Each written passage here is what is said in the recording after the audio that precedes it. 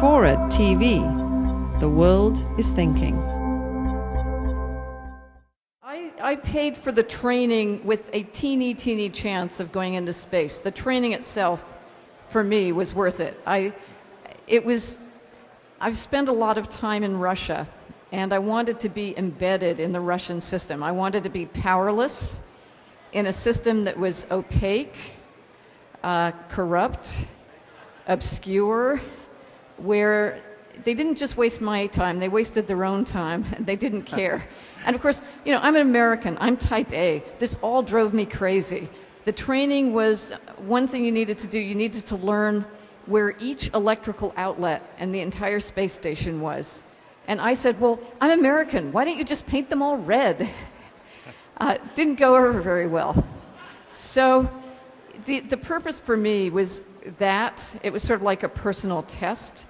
It was, I would like to go into space, and I am now ready if somehow the opportunity comes up.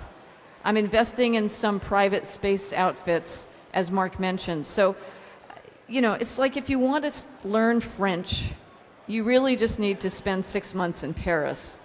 And I wanted to learn space. So I spent 6 months within the Russian and the American space program.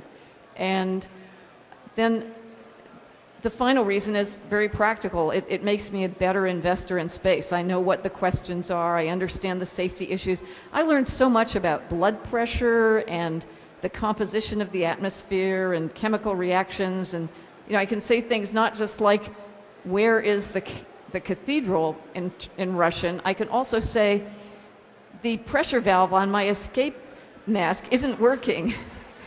And really useful stuff. So you asked how many people I trained with. People would go in and out. The thing that people don't understand is how close the Russian and the American space programs are.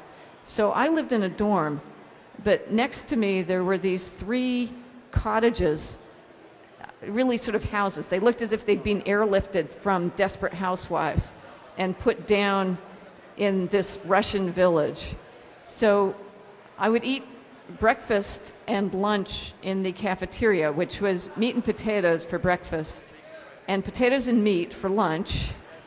And then the NASA astronauts are kind of like, I guess, firemen. They're really good cooks. So I'd go over to the NASA cottage for dinner and hang out and hear space doctors talk about like what happens to your blood flow when you're weightless. It's really interesting. And if you've ever seen the astronauts, they all look kind of young but slightly puffy. And of course, that's because all the blood has gone up into their heads because gravity isn't keeping it down in their legs.